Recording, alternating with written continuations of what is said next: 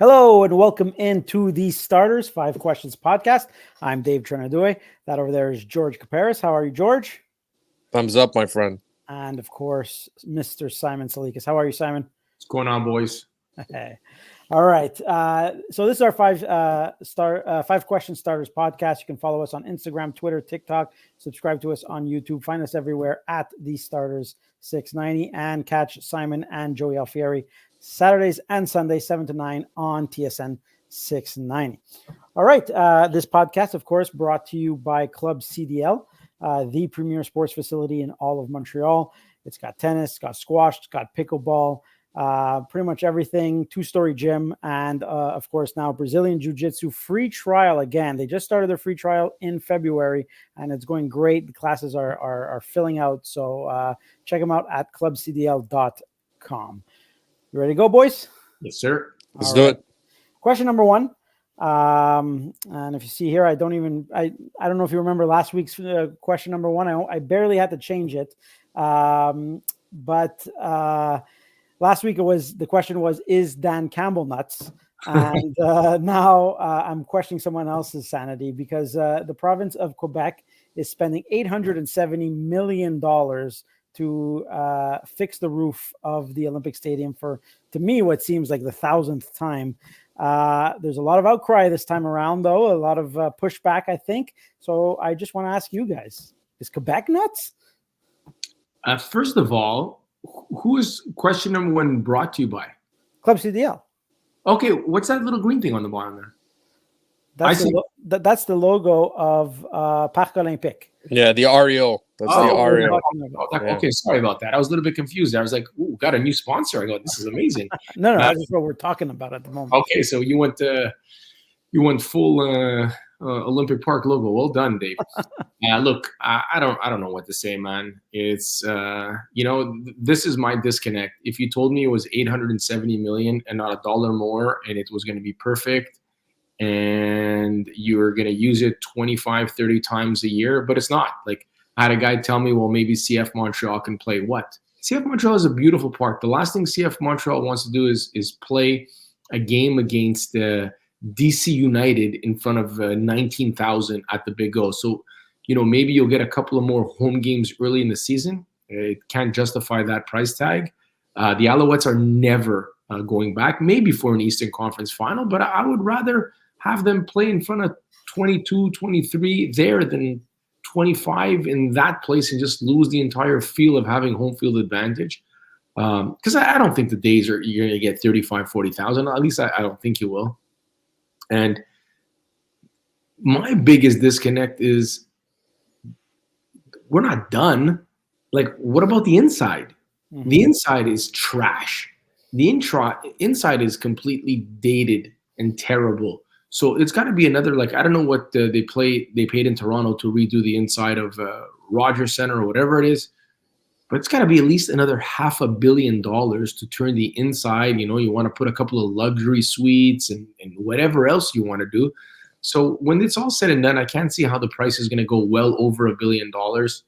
And for a venue that is not going to be used more than like an auto show, what the hell is the auto show going to pay in rent for 5 days, 7 days? They're Place Bonaventure. I'm quite certain they're fine there. And if they're not fine there, they're not going to pay astronomical prices to be in the Big O. So there isn't a layer of this other than Francois Legault just doesn't get votes in Montreal. So if you were to shackle the city or cripple it financially, I think that's what he gets off on. He's content with that, just as a big middle finger probably before he loses the next provincial election. So there isn't a layer of this that makes any sense.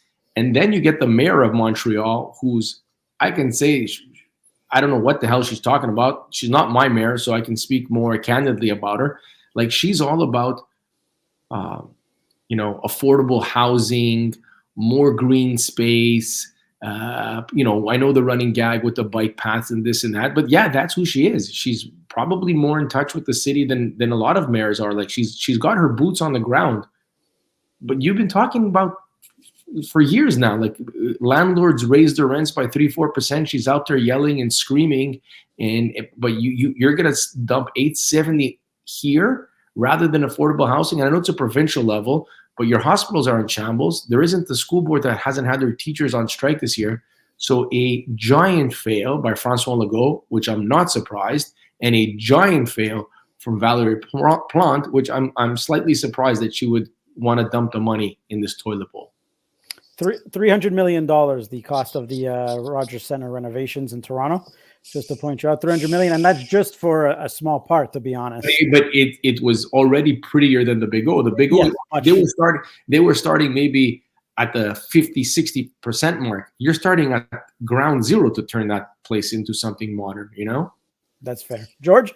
I'm going to take a different approach here. I'm going to stay away from the politics of it, because the politics of it can get real ugly, as we know. So if you bear with me while I tell you a little story, because this week I kind of realized that things are better off in my memory than they are in reality. So 1986, I can remember going to one of my first concerts, guys. It was Motley Crue. I jammed with Tommy Lee, listening to some great music, thought I was living the dream at the time. And fast forward to 2023, I got to see Motley Crue live and realized they were much better in 1986. Yes. Why I bring this up, guys, is because the Olympic Stadium wasn't good in 1986. So we're now in 2024, and it hasn't gotten better. I don't understand why we're going to dump any money into this. It is completely east of the city. Parking is a hassle. I understand what they've built the infrastructure around with the planetarium and whatever else is around there, the Biodome, and but it just doesn't make any sense right now. To pour more money into that place that doesn't have anybody that's basically renting it. Back in the day, at least, you had monster truck rallies, you had the expos that were tenants, you had events constantly going on at the Olympic Stadium. And now we're talking about what, 15, 20 events a year? It doesn't make any sense. I can't wrap my head around spending that kind of money when there's no goal to it. I mean, if you're going to do it, and this is, I think we've all learned this, especially Simon and I that are maybe a little bit older than you, Dave, is that when you try and save money by cheaping out, you end up spending more money in the end. So, spend the money, build something downtown that's going to attract maybe a Major League Baseball team, or you're going to have events there all the time. It doesn't make sense to me to put in another. It's sort of like repairing a 2001 Yaris that needs a motor. I mean, and that has 400,000 on the ticker. It doesn't make any sense. It doesn't make any sense financially. And I'll tell you where Valérie Plante lost me completely, and I thought she was completely out to lunch when she said she made a comment about it's a fabric of our city. It's not part of dude. The Montreal Forum, the mecca of hockey. That's right. Establishment that has seen more Stanley Cups than any other building in the world ever is an SAQ and a Dollarama. It looks ridiculous. If you could turn the hollowed grounds of the Montreal Forum into a Dollarama, and no disrespect to the Dollarama family, local family, billionaires, they've dumped money, they employ people, good on them. But don't give me that it's a fabric of our city and an institution when you've turned the chapel that is known as the Montreal Forum into a Dollarama. I have to agree, and I can't wrap my head around it. The more I think about it, Dave, it drives me crazy. And in the case of the entire installation board of the Olympic Stadium, how they try and sell it to us, I guess they're trying to keep their jobs at this point, so they're doing a selling job to everybody, but it isn't working, because I don't know anybody that's saying let's spend $880 or $870 million plus by the time it's done. And if you really believe that it'll be done in 4 years, so it's just craziness. It's craziness all around. So the answer to your question is absolutely everybody's out of their mind that wants to put money into this thing. All right. Well, I agree with that. It's hard to disagree. And it feels different this time around, because I remember, there's always been a certain level of repair ever since I was a kid. They're always doing something to that stadium. And it just seems now people are pushing back a little bit more.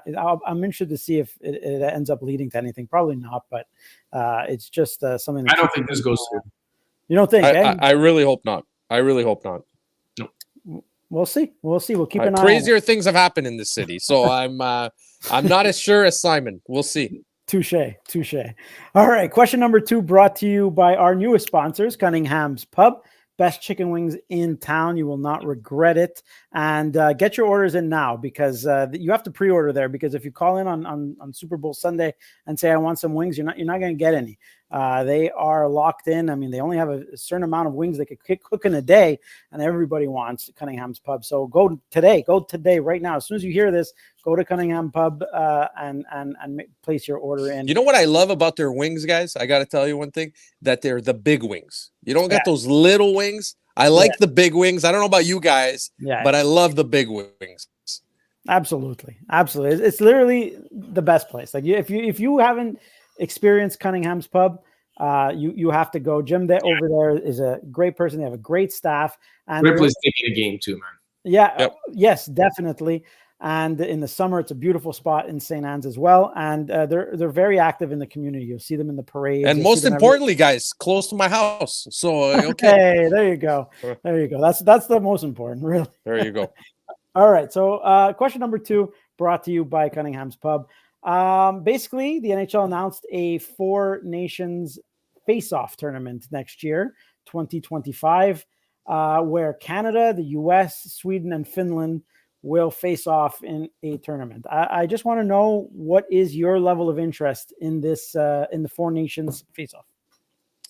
I'd say passing would be my answer. Passing interest. So let's be honest here, okay? When the Russians aren't in a major tournament in hockey, in men's hockey, it affects the interest level automatically right off the bat, because although Sweden and Finland are excellent hockey nations, I mean, the US, Canada, and Russia have been the dominant forces historically of any tournament that you can go back on. I think right now that doing a 4-team tournament kind of seems kind of like the beginning of women's hockey when they were doing that. And, it was always going to be Canada and the US. And I'm just not crazy about the format of 4 teams. I'm not crazy about what's potential storylines. How many times am I going to be able to watch Canada versus Sweden and Canada versus Finland and Canada? I don't know. It seems kind of like, double B tournament type stuff. It doesn't seem like the real deal. I would have liked to see, I don't know, maybe a different format. I can't give you the answer, but I'm just not excited at all about it. It doesn't really get me going. I don't think those rivalries are even there right now. Is there a rivalry now? Do the Canadians hate the Americans in men's hockey? Is there that anger? I think the Finns hate the Swedes probably more than the Canadians hate the Americans. So it doesn't get me going. I'm not really excited about it. So my answer is a passing interest. Simon?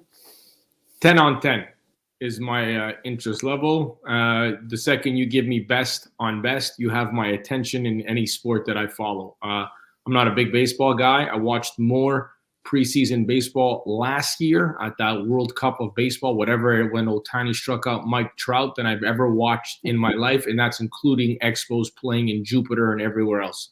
So the Russians not there. I could care less. The Russians are not dominant at hockey anymore. I don't think that they would be able to field an NHL lineup from top to bottom with 7 or 8 defensemen and 13, 14 forwards and 3 goaltenders. I don't. I think who would their top centers be? Malkin, excellent, and Kuznetsov, not so much.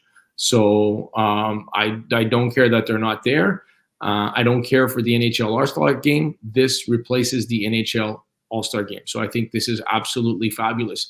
Maybe grow on it in a couple of years, maybe get it up to 6. But I don't care. If you're telling me you're going to shut down the league for 10 days and you're going to give me those matchups, better than shutting down the league for 5 days and giving me what I watched in the All-Star game, which wasn't the worst All-Star weekend ever. The skills competition was pretty good. The draft was okay. And the games on Saturday afternoon were not bad. So definitely. And we get to watch McKinnon, Crosby versus Matthews and Eichel and the Kachuk boys and Sidney Crosby. And so, sign me up. It's going to be great. They're going to the Olympics the year after that, so we'll see a little bit more of a wide open field with the Olympics. But no, I am totally interested. And George is going to watch every minute. The moment Canada hits the ice with the Americans, George is not going to be playing pickleball. I'm gonna rebuttal 2 points here, Simon. One, the Russians would have an excellent team: Kaprizov, Ovechkin, Malkin, Svechnikov, Sergachev. Well, Kucherov's pretty good. I don't know if you've noticed. He's maybe the best I think they could field a very competitive team, and on paper they're the worst team. From the, if you were to add them, they'd be the worst team. Fair enough, but it's not Austria coming to the tournament. So listen, it's not. We're not telling McGillney, Fedorov, Bure. No. We're telling Evgeny Kuznetsov is their number 2 center. Evgeny Malkin is their top center. Alex Ovechkin and Kucherov. You can put NHL players out there, but you can't match those lineups up against the Russian. That for sure, the Russians don't have the firepower the Canadians or the Americans or the Finns or the Swedes have. That's not the argument here. But you made the point of best on best, and I like that. I really do, because I did like the World Baseball Classic. However, best on best means everybody's going to play. I'm not sure that's going to happen, that everybody's going to play. I'm not convinced on that. You're right, but it doesn't people if you have a best on best tournament, it doesn't mean every best player in the world needs to be there. You would think a lot would be there, but you look at Haaland, who plays for Man City. His team doesn't get to a World Cup. The World Cup goes on. Italy didn't qualify for a World Cup. If Italy's not at the World Cup goes on and plays its tournament, right? So when I say best on best, I'm hoping. Yes, if I start seeing scrubs out there or guys that are fringe American Hockey League players, we have a problem. But I don't expect that. I think we're a little bit spoiled as well. So I'll tell you why we're spoiled, Simon and I. We got to see, the Canada Cups and some crazy Olympics and some stuff that was just incredible tournaments. So I always compare them to those. And I think that's one of the reasons that I'm not super excited. Yeah, it's fair. I think that, it's why 4 nations. I kind of get the idea of why Russia's not. You're limited with time, Dave. Yeah, right? I understand. You got to shut down your league. So how long can you do it for? Yeah, I understand. And until we actually see how it's going to play out and how competitive it actually is going to be, and if each country will actually get their stars to this tournament, then I'll withhold my judgment. My first thing was very random and unexpected, but I do like anytime there's more hockey, I'm for it, and I'm willing to wait and see, hold a wait and see approach. All right, let's move on to the next question. Question number 3. Brought to you by EA Fitness. EA Fitness is doing a 7-day free trial for the entire. Anytime you go in February, you could start up the 7-day free trial. That includes everything: access to their gym, their personal training, their group sessions. Anything is included in this 7-day absolutely free trial. So check them out. They're eafitness.inc on Instagram. Check it out there. The phone number is 514-814-4183. Give them a call. It's a great facility. All right. So the Habs made a deal over the All-Star break, moving Sean Monahan to the Winnipeg Jets with a first-round pick in 2024 and a conditional third-round pick in 2027 coming the other way. The condition being that the Jets win the Stanley Cup. So my question is basically, guys, are you happy with the return for Sean Monahan? I don't know if I'm happy. I'm not personally happy. Because I would have rather a prospect than a late first round pick that's not playing, no matter how good that kid is when you pick that 23, 24, 25. He's not playing for the Canadians until minimum 2026 and probably 2027. So in my perfect world, you take Winnipeg's Joshua Roy, you take Winnipeg's Logan Mailloux. If you're very lucky, you try to sneak in a Lane Hudson, which you probably wouldn't get. But I would have rather a guy filling a void, maybe in that middle 6. Like I was in on 690 when that deal went down, and somebody called the station and said, "Would you have taken Capo Caco?" Yes. I would rather roll the dice than have some 18-year-old talk to Campbell and Gallo after he's drafted, and see you again in 20. Go back to the Kitchener Rangers, wherever, for 2 years, then go to Laval. So I just think that the team, I think you needed a little bit of hope that you got something that was going to be available for you in October of 2024. Now, first round pick is a first round. I could care less for the conditional third pick. I think even if the Jets win the cup, good for you. The probability of a guy playing in the fifth round is probably like 8% or something. So I'm not going to worry about that. But if, Kent Hughes goes into this summer and uses the Canadians, top 5, top 6 pick, and maybe the one in the 20s, and you can flip that into this year's Kirby Dach, I think we'll be able to assess this trade a little bit more. But if you tell me on draft day, we're all sitting around at Cunningham's and having carbonated beverages and chicken wings, and they draft somebody at 24, I could honestly care less. It's and you know who else could care less? Nick Suzuki can care less, and so could Cole Caulfield, because they saw talent go out the door, and they saw somebody who is going to come in 2027. And I don't think that resonates with your ball club. So not terrible at all. Don't frown upon first round picks. I just would have, for me, give me a warm body 21-year-old that is a fringe NHLer, and maybe you could turn him into a middle six guy. That would have been my perfect world. George? Boys, simple wizardry. That's the word here, because Kent Hughes basically was paid a first round pick to take Sean Monahan on the team, and was able in a year and a half to flip him for another first round pick. So I'm ecstatic with the trade, because full value doesn't begin to explain what we received for a player we were paid to take. So I think the deal was incredible. Now, would I have preferred a prospect in a perfect world? Yeah, I would have preferred a prospect like a blue chipper, but nobody's going to give you a blue chip prospect for Sean Monahan, 4 months of Sean Monahan. It's just not going to happen. So in the end, when I look at this trade, I said, what did we get? We got a lottery ticket. Okay. And no, he's gone. Cut him off. Hey, you cut him off. Cut him off. I don't know where he is. I'm sure he'll be back any second now. But to be honest, Simon, when I saw the deal, I thought it was odd, because I don't know why they didn't wait a little bit longer to make the deal. Right? They kind of just.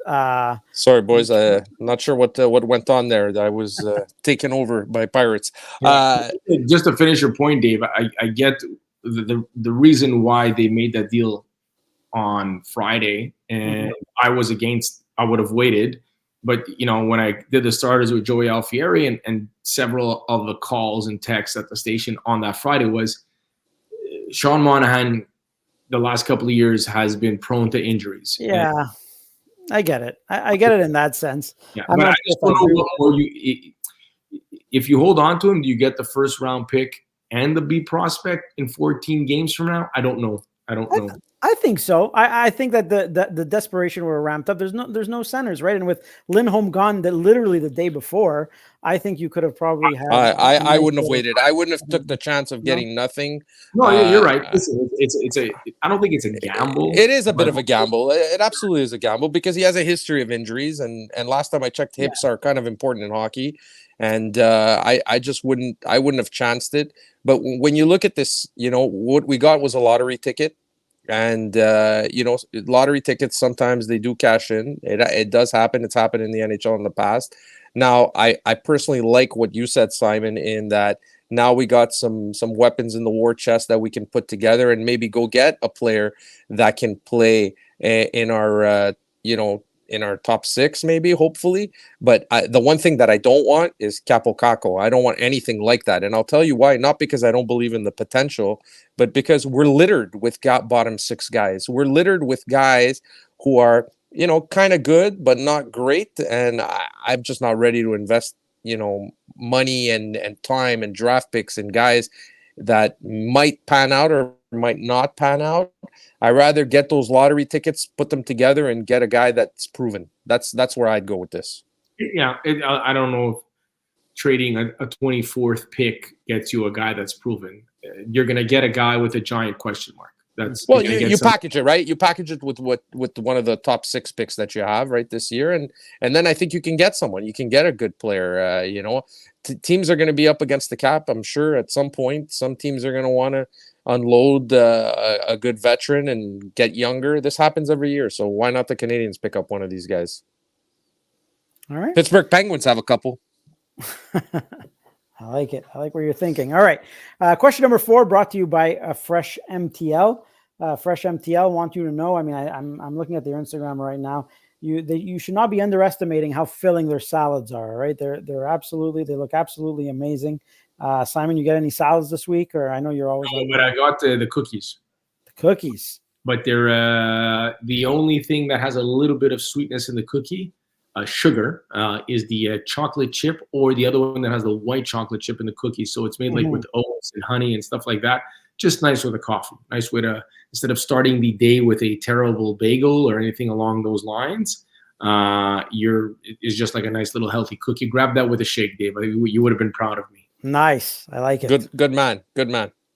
They're located in Gold's Gym in Laval. Their food is obviously super healthy, and they're on Uber Eats as well. So check them out at Fresh MTL on Instagram. All right, we'll go across town now. We'll change sports a little bit.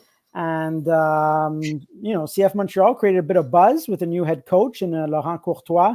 And they end up signing Josef Martinez to a 1-year deal.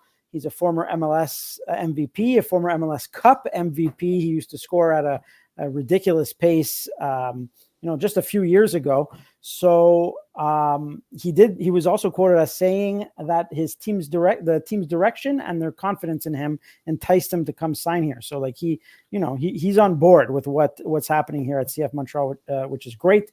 So I just want to know, has the acquisition changed your outlook on this upcoming season?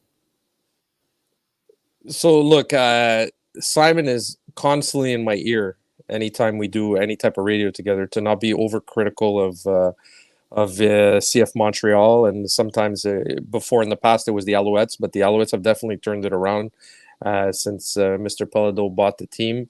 I'm not going to be critical of the signing because I think Martinez is still a good player. However, is he the MVP type player he was if we go back from 18 to 21? No, he's not that player anymore. I mean, he scored 85 goals in those 3 years, and now in the last 3 years he doesn't even have 30 goals. So there's been a decline in his game. He's a little bit older now, but if you look at what Montreal could really get out there, what was out there, what could they have got? They got a guy with a track record. They got a guy now that he's put balls in the net before. He does bring a certain excitement to the game. Is this the equivalent of getting Didier Drogba? No, it's not. It's not the same at all. So I would tell you, I'll give it a B. Would I have liked them to get a more impactful, relevant player? Yeah, but given the market, given the budget restraints, given everything we know, it's a B. It's a B for me. All right, Simon. Look, a little bit of a name recognition. Not that it's going to resonate, throughout the city or anything, but the guy's not too far removed from being arguably the best player in MLS for a stretch of maybe 12 to 16 months. I kind of look at Kai Kamara came to CF, much older. You would think less game. He had less game, and he was productive for that season. And he kind of spilled in that center forward role when they were desperate for a goal. It kind of seems like they brought him off the bench and he got a couple of goals. I think you should get more from Martinez, but just Dmitry Yankov, I believe, is the kid with the from playing in the first division in Bulgaria, Canadian, also dual citizen. So 22 or 23 years old. So that's a nice signing as well. And you look at Martinez, yeah, he's 30 years old, but I think if you spot him the proper minutes, you spot him the proper time, I don't think he's going to go out there and start 30 plus games. Maybe he does, I don't know.